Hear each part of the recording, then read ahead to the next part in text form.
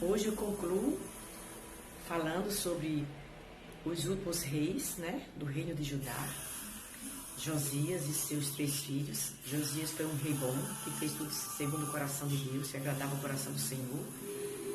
Aqui no capítulo 34, o livro de Crônicas.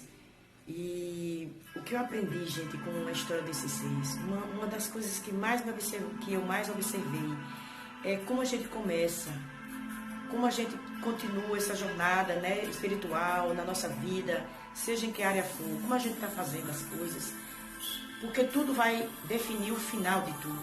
Então, para que a gente conclua bem, né, tenha um final assim que agrada ao Senhor, a gente tem que estar sempre baseado nos seus ensinamentos, aprender com os erros, com os acertos, né, desse povo. Se Deus deixou tudo ali, gente, é porque é para a gente aprender.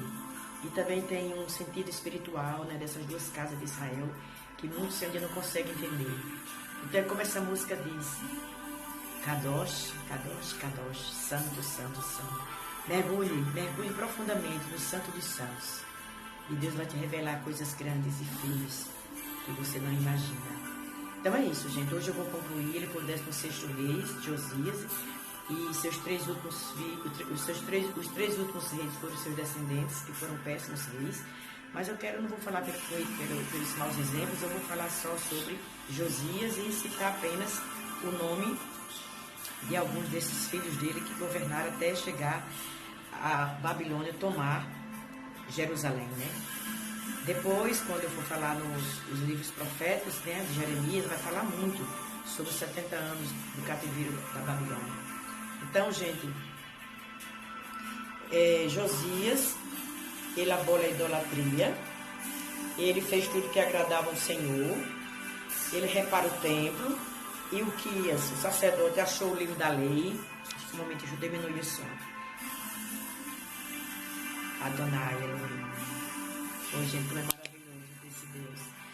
Então, gente, aí ele pediu ajuda e teve uma profetisa chamada Uda, que prediz a ruína de Jerusalém. Pensa a angústia que ficou Josias. Está muito alto ainda. Pense a angústia que ficou Josias sabendo quando encontraram o livro da lei. Deus sempre deixa as coisas escondidas, né? Porque esse livro tinha que estar ali, naquele momento, para ser encontrado pelo rei Josias. E aí, como ele se humilhou perante Deus, confessando o pecado do povo. Aí veja o que aconteceu, gente. Tem coisas que a gente nunca vai entender dessa vida. Então, olha o que o Senhor disse para ele. Quando ele achou esse livro, né, o livro da lei, ele pediu ajuda, né, para que a profetisa Uda, né? E então ela disse que ia acontecer a ruína de Jerusalém, mas que Deus ia poupar Josias, porque ele se humilhou perante o Senhor. Aí Deus disse assim: porém ao rei de Judá, que vos enviou a consultar ao Senhor, assim lhes direis. A profetisa está dizendo, né? Assim diz o Senhor Deus de Israel, quantas palavras que ouviste, como teu coração se enterneceu e te humilhaste perante Deus, ouvindo as suas palavras contra este lugar e contra os seus habitantes, e te humilhaste perante mim, e rasgaste os teus vestidos, e choraste perante mim, também eu te tenho ouvido, diz o Senhor. Eis que te ajuntarei a teus pais, e tu serás recolhido ao teu sepulcro em paz, e os teus olhos não verão todo este mal que hei de trazer sobre este lugar e sobre os seus habitantes. Lembra-se, claro, quando a gente leu o livro de Reis, que Deus já tinha determinado a sentença para a casa de Israel, que se disperse pelo mundo, e depois a casa de Judá, por causa da desobediência do povo, da idolatria, adoração entre os deuses. Mas, gente, tem uma explicação aí que no futuro muitos vão entender. Alguma coisa, eu ouvindo um amigo que tem aqui no Facebook, Rafael, ele fala muito sobre as 2 casas de Israel, dá para entender. Então, por isso que a gente não tem que guardar raiva, rancor de ninguém, gente. Tudo tem uma explicação que a gente vai sendo revelado aos poucos, à medida que você vai buscando. Então, ele foi muito bom, ele celebrou a Páscoa de Jerusalém, convocou o povo. Agora tem um episódio aqui, gente, Josias provoca o rei do Egito e é morto. Mas, gente, Deus já tinha dito que ele ia morrer para não ver todo o sofrimento. Mesmo a guerra não sendo com Judá, era entre o Egito e a Síria. Ele entrou nessa guerra, ele foi para morrer. Mas é porque Deus já tinha dito que Deus ia recolher. Assim será, gente, nos últimos tempos, quando vier a grande tribulação. Eu creio que aqueles que não poderão suportar e que Deus vai ter misericórdia e vai levar muitos Deus vai recolher antes da grande tribulação. Porque quem ficar, gente, vai pedir a morte. E a morte não vem. Aí, então, gente, hoje nós podemos escolher a bênção.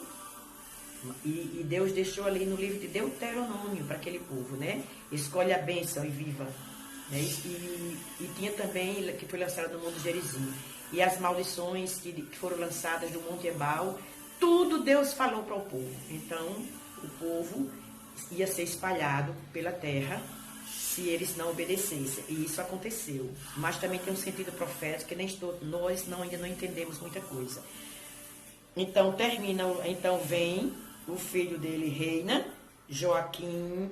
Depois, eu sei que os últimos filhos completaram esse número de 19 reis de Judá. Depois Edequias, que foram piores do que todos. Cada vez mais, antes que se aproximava a invasão da Babilônia, para invadir Jerusalém, eles ainda se tornaram ainda piores, gente.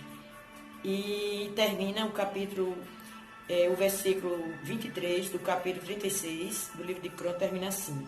Assim diz Ciro, rei da Pérsia: o Senhor Deus dos céus me deu todos os reinos da terra e me encarregou de edificar uma casa em Jerusalém, que está em Judá.